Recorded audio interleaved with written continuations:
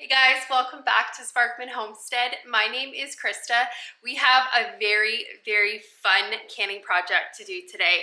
I am so excited to finally be canning this. We have been bringing in so much garden produce lately. Like, look at all of these tomatoes. We have such bad pest pressure that I usually end up picking my tomatoes rather early, and then I just kind of let them ripen on this table here. So we now have a pretty good pile of tomatoes. So I thought today I would can my most favorite, and this is even Steven's favorite canning recipe. We're gonna make some bruschetta today. If you watched my videos, you've seen that in the winter, I started making this grilled cheese and putting the bruschetta on it. We started eating that like crazy, and we ate through those jars so quickly. And I realized last year I did not can nearly enough bruschetta. So this year I'm really going to focus on getting a whole bunch canned. I think I was able to actually save 2 jars from last year. Now these are actually canned in pint-sized jars. So this year what I'm gonna do is I'm actually going to do them in half-pint jars, so 8-ounce jars. The reason is because when we opened one of these, we typically did not eat through the whole jar, and then I would have to put it in the fridge. So I thought this year, and even the Ball Blue Book has a recommendation to actually do it in the half-pint jars. So that's what we're gonna do this year.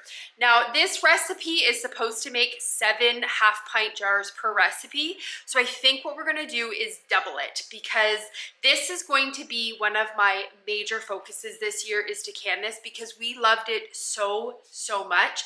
I wanna make sure I get a whole bunch on my pantry shelf. The goal that I had actually set for myself was to can at least 24 pints. Well, now I'm saying half pints. So I'm gonna do at least, or I'm gonna try this year to get at least 24 half pints canned up. So again, today we're only doubling the recipe because of the amount of tomatoes that we have, but every time we bring more tomatoes in, that is kind of my very first focus to do with fresh tomatoes. Sometimes these get too ripe and I don't have enough time to do a canning project. So what I've been doing is taking those ripe tomatoes, just washing them, scoring the bottom of the tomato, so just making a X in the bottom of the tomato, and I've just been throwing them in my freezer. Those tomatoes that I have in my freezer will be a project that I will do later in the fall, where I'll probably end up making like a pasta sauce or just a tomato sauce. I still have a whole bunch of tomato sauce, so I really don't need to focus on it this year. Like I said, my main focus with tomatoes right now is that bruschetta, because we just loved it so much. We have all of our fall seeds started here. These are some broccoli, some cauliflower, and then I have some, I always mispronounce words, so I have some of this going. This is going to be the first year. Oh no, where did I get that tag from now? I think I got it from there. So this is going to be the first year that I'm attempting to grow that. I wanted to try, I've heard that it does really well. It's fairly cold tolerant, so I thought we would grow some, and I thought for the winter time, that would be really good to see if we could make like some stir fries and see how long we can get it to kind of stay growing in the garden. So what I'm going to do is I've got my big bowl here. We're going to go and fill it up with some tomatoes. We're going to get them washed and cored out. This recipe is actually really easy to make. It is from this canning book, and it is on page 223, and it's just called Bruschetta in a Jar. Really easy to make. Last year I didn't follow this. I followed a different recipe. I can't remember which one I followed, but it was very similar to this one. And it's really cool because you don't actually have to peel the tomatoes. Usually when you're making like any canned tomato product, you have to peel them. So this one you actually don't have to. So it's a really quick meal to kind of get everything together. Now it does recommend using a plum tomato. It says that plum tomatoes work great as their flesh is firmer and holds its shape during the processing, because you really do want this tomato to hold its shape because you are using it kind of like as a topping, like it's bruschetta. It says you can seed them, but it's not essential. Plum tomatoes do not need to be drained because they don't yield a lot of liquid, so you don't get as much like water out of them. It says if you can't find plum tomatoes, you can use like a slicer tomato. It just says to chop the tomatoes and drain it in a colander over your sink for about 30 minutes to remove the excess oil, because you don't want it to water down the bruschetta mixture. And then it says you can actually use that oil, or you can actually use that tomato juice that you drain out of them as like a salad dressing. So that would be pretty cool. So let's get these all washed up. Now I am using some mixture of Amish paste tomatoes and Roma tomatoes. So they are considered like a plum tomato. They don't have as much liquid in. If I don't get quite enough tomatoes, then we will just sub in with a couple of my slicers, like my mortgage lifter and stuff like that. So we need 9 cups of chopped and cored tomatoes. Let's go and grab them. You guys, we are still drowning in zucchinis, like really drowning in them. I have gotten to the point where if you have a summer birthday, guess what you're getting as a birthday gift? You're gonna get some zucchini. I have exhausted myself with recipes and preserving methods. I'm definitely at the point now where my animals are starting to get a lot of zucchinis, and even the turkeys have gotten to the point where they're like, lady, we don't want any more zucchini. We're done. Everybody's getting zucchinis lately. So those are all of my paste tomatoes that I have. I don't think that's going to be quite enough tomatoes, so we're going to have to add in some slicer tomatoes. Now, last year, I did not actually drain my slicer tomatoes. I actually used like a mix of pineapple, tomato, mortgage lifter. Like I had a whole bunch of different types of tomatoes that I used in that recipe, and I didn't do the draining process, and we still really enjoyed it. So I'm gonna use these slicers. I'm not gonna worry about doing that 30-minute drain because, like I said, last year I didn't do it and it did not affect the overall quality of it. So let's get these washed up and cored up. I'm just gonna get all of these like stems off of the tomatoes, and then we'll just rinse them up and get them cored. I have a bowl here. I'm just gonna put all of the cores in here, and this is gonna be a really good snack for the chickens. Chickens love tomatoes. So this is our big bowl of tomatoes. So hopefully with this bowl we can get 18 cups. I'm not sure if we will get the full 18 or not. I really don't want to get those frozen ones out either. So fingers crossed we'll get the full 2 batches.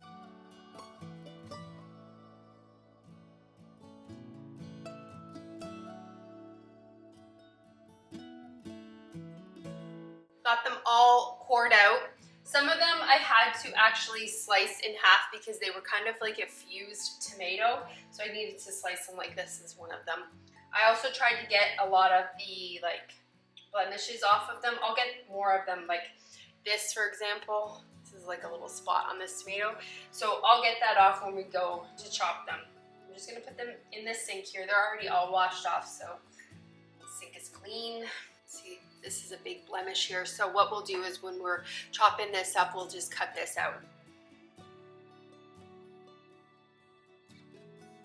I like to make sure I have a sharp knife whenever I'm cutting tomatoes. Tomatoes will determine how sharp your knife is.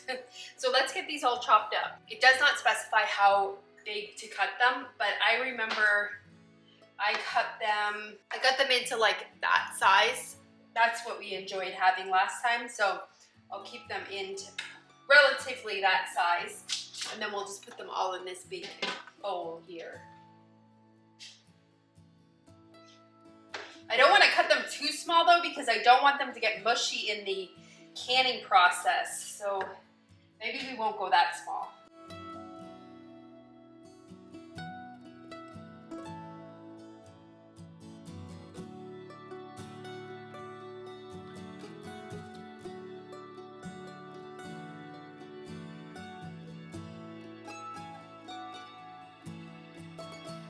So I only have a couple more left to slice. What I'm gonna do is there is a lot of water at the bottom of this, so I think what I'm gonna do is just actually end up straining this, and then we will use the tomatoes in here.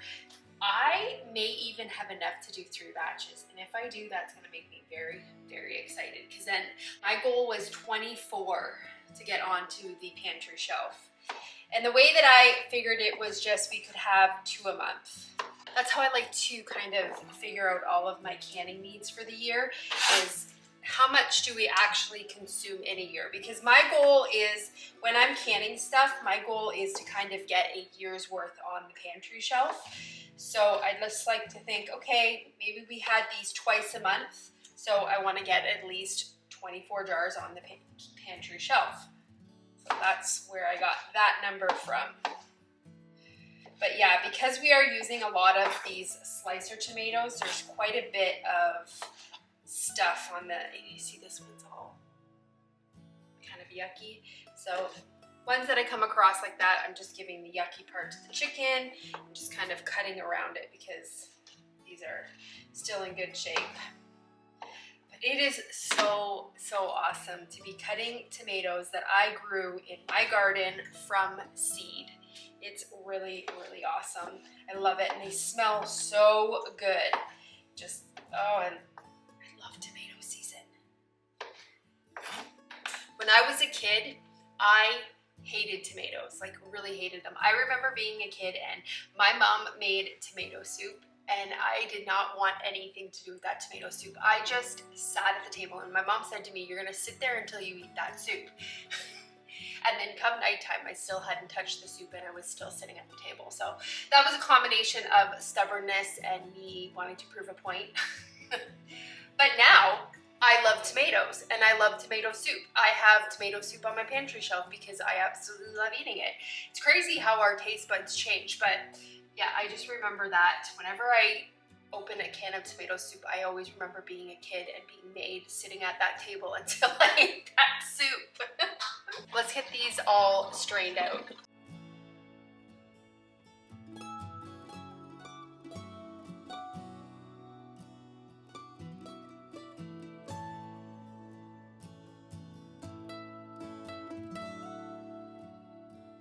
So what I was doing there was just measuring out the tomatoes. So in this big bowl here, we have 2 batches, and then we still have this left over. So I'm gonna measure out that and see exactly how much we have left. So I think we'll be able to make about 2.5 batches today. You guys, as I was standing here measuring that out, I can hear something in the background like making a really weird noise. And then I realized I have kefir and kombucha back here, and it is because it's so hot in my kitchen, it is making sounds. These bottles are pretty heavy duty, they won't explode, but I can hear them over here and it's slightly scaring me. They've been sitting here, they're on their 2nd day of their 2nd ferment, so I'm hoping I'm not gonna have an explosion while I'm doing this. Okay, so I'm gonna measure out and see how many we have in here. So I had 6 cups in here, so I'll be able to get almost 3 full batches. I'm just cleaning up a little bit because I have such a small kitchen. I kind of have to clean up as I go along. That way I don't get overwhelmed at the very end of the canning project and have my sink absolutely overflowed. I use my sink as a workstation, so for me to have dishes piled up in it, it doesn't work for me. So I have to kind of clean as I'm going along with these canning projects. I usually edit a lot of that stuff out because I don't think you guys want to sit here and watch me clean up my kitchen every couple minutes, but that's what I'm usually doing in between stuff, just so that I have working room. So I've got pretty much all of my ingredients out. Now this does call to use wine. So I'm just using a cheap white wine. Like this is something that I would drink, so I don't mind the taste of it. I really don't, and last time I made this, I used a cheap version of wine too, and it really doesn't impact the actual overall taste. Using a $100 bottle of wine versus a $8.99, I don't know if this was $8.99, but using a cheap bottle of wine, I don't think it really makes a difference in this recipe. So use whatever dry white wine you have or you can find. So I'm just gonna get this finished cleaning up, and then what we're gonna do is on the stovetop, we're gonna get a heavy bottom saucepan. We're gonna get all of our liquid ingredients. We have to get that boiling for 5 minutes. So we'll come back once this is cleaned up and get that going.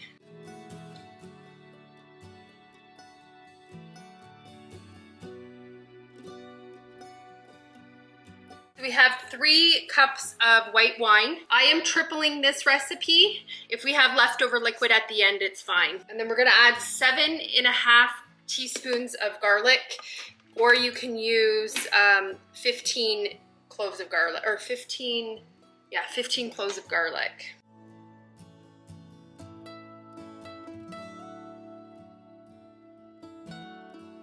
I'm gonna use 1.5 cups of water. Remember guys, I am tripling this recipe. And then I'm just gonna use 3 cups of this white wine vinegar. 6 tablespoons of organic cane sugar. Oh shoot. How many did I just put in there? Oh shoot, I think I put 3.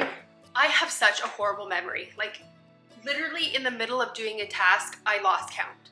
Horrible. I just went back and rewatched and I put in 3 tablespoons. We need to add 3 more. This is why I love filming, because this literally is my brain right there. You guys are my brain. I don't know what's wrong, but I'm really losing my memory, like really bad. So let's add the other 3 tablespoons of sugar in this. We'll count together. 1, 2, 3. Okay, and then we need 6 tablespoons of a dried oregano. And then we need 6 tablespoons of a dried basil. I don't have 6 in here, so I am gonna have to go and see what I have in my pantry. You know what, we better check before I actually get scooping that, because then I'll probably end up not remembering how many I put in there. So let's go and check back in here in my pantry. I'm in my laundry room now. This is my, right here, this is my overstock of all of my spices, my baking stuff, my overstock of pasta. This is one of my, I just call it an overstock pantry. So I keep a working pantry. So what I do is when something in my kitchen gets empty, I just come in here and just refill it. I kind of have these all over my house. I don't have a basement. I don't have a cold cellar. I don't have a lot of extra room in my kitchen. Actually, I have 0 extra room in my kitchen. So my pantries are just kind of scattered all over my house. So let's check in here and see what we got. These are kind of some of my spices in here. So what I do is I take a lot of my herbs and I dry them, like I'll air dry them and then just put them in these baggies. I don't have Mylar bags. That probably would be really good to put them into a Mylar bag with an oxygen absorber, but I usually eat through my herbs pretty quickly, so I don't really need to do that. Yeah, so here we go. This is a bag of basil that we have here. So all I'm gonna have to do is just take some of this and just crush it up, because I just store it in its leaf form. As soon as you start to crush the herb, it loses its oils and it loses its like potency, its taste. So I like to store them whole, and then whenever I get ready to use them, I'll just crush them up, and that way they stay fresher a little bit longer. Guys, I wish I had a freeze dryer, but I don't. So this is kind of how I manage without a freeze dryer. Even if I ever get to the point where I can afford to get a freeze dryer, I probably won't do a lot of content on it for you guys, show you how you can really homestead on a budget. And in my opinion, freeze dryers are not homesteading on a budget. Freeze dryers are homesteading when you have extra available funds. I am not saying that freeze dryers are bad, because I would love to have one, because they are an amazing way to preserve. It's just not a very practical thing that a lot of people can afford. It's a very, very much a luxury item, in my opinion. That's just a little spiel.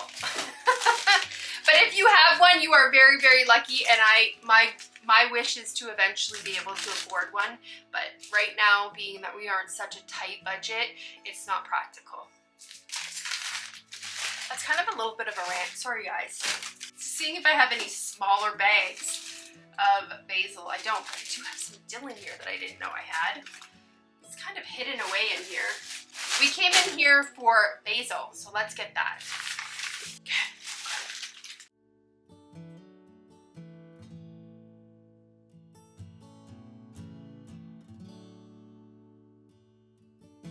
Okay, so we have that all kind of chopped up a bit.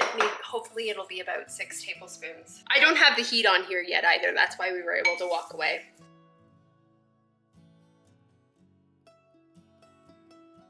so we'll use a tablespoon of this. 6. And then we need 6 tablespoons of a balsamic vinegar. We need to get this to a full rolling boil. Just gonna stir it so that we don't burn that sugar on the bottom. Once we get this to a full rolling boil, we'll need to reduce the heat and then boil it gently for 5 minutes. Now, one thing that I found from last time I made this recipe was that there was not enough balsamic vinegar taste in it.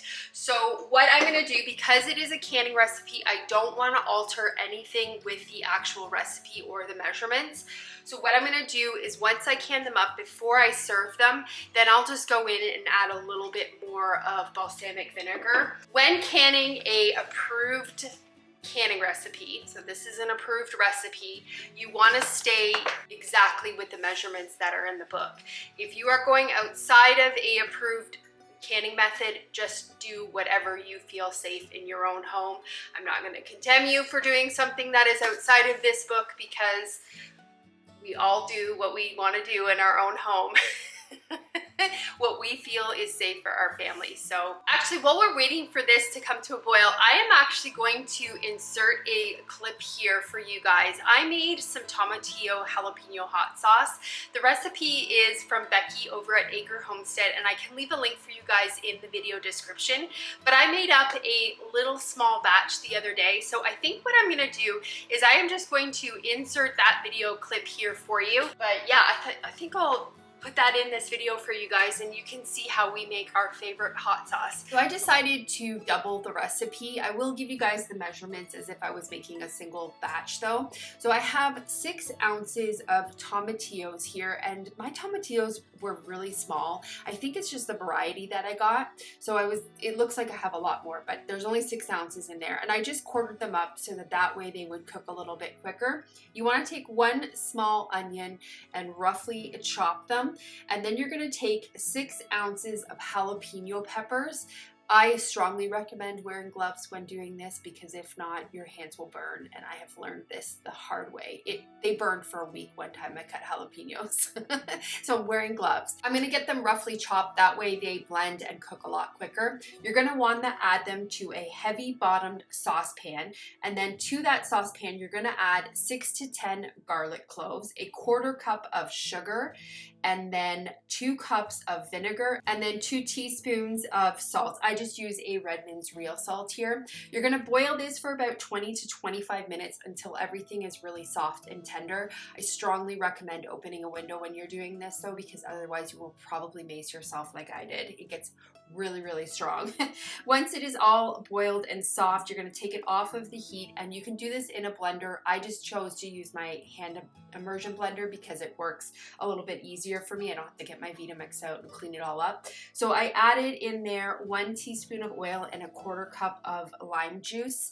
You could probably use lemon juice too. I just like the taste of the lime juice with this. Once you get it all blended up, you're gonna run it through a fine mesh strainer just to get all of those bits and discards out, and then you can just set them aside. She actually recommends you can even dehydrate them and make a powdered seasoning with them.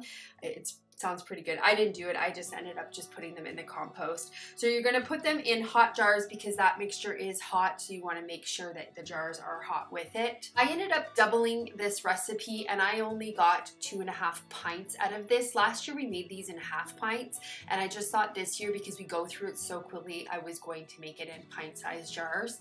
But you can see here that it does not make a lot. Again, I doubled this recipe. So I was hoping to be able to get more done, but my jalapenos are not producing a lot right now. They'll start to pick up once it gets really, really hot more consistently. So I'm gonna keep working away at making these hot sauce recipes, but this is a water bath recipe. So you are going to put it into a water bath canner for 20 minutes. You're gonna set the timer once the water gets boiling. After it's done boiling, you're gonna leave it in there for 5 minutes and then take it out and leave it cool on the towel here for at least 12 to 24 hours. Even though I only got 2.5 pints, I have half in my fridge. I am really happy that I got this project done and started. Let's get back to finishing that bruschetta. Just gonna get my lids coming to a boil and then get my rings out here. This is where I store all of my extra rings. I have more upstairs, but this is kind of my downstairs collection.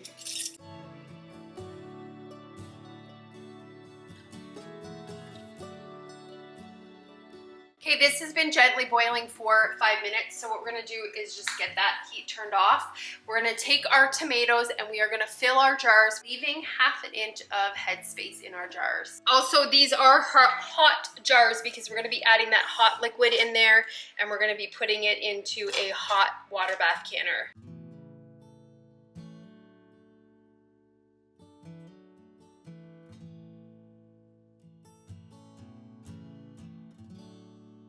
So we have a lot of extra tomatoes left over. So what I'm gonna do, that is the amount of jars that will actually fit in 1 canner load at a time.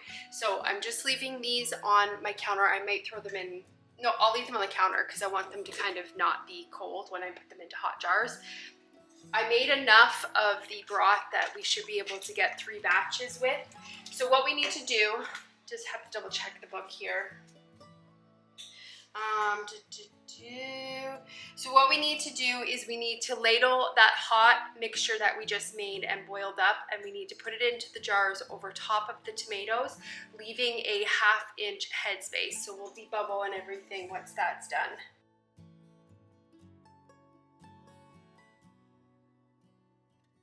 Guys, I really think I prefer canning these in pint size, and I think the next batch that we do, I'm doing them in pint size because this is really small amount.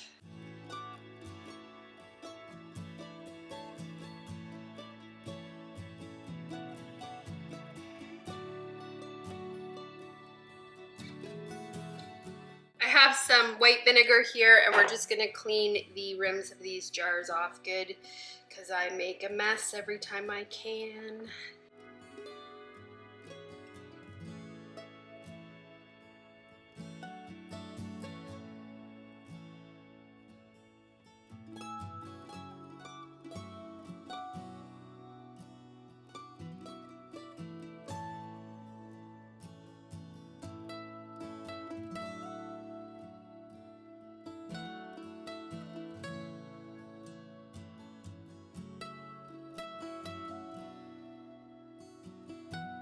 I thought I heard one just crack. I was about to panic.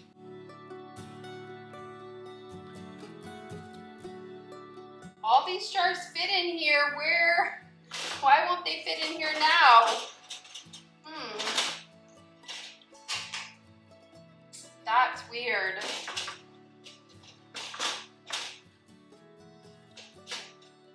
Okay. How did I get them all in here last time? Maybe because they didn't have the rings on them. Okay, we'll have to leave that one out. Let's get the lid back on here.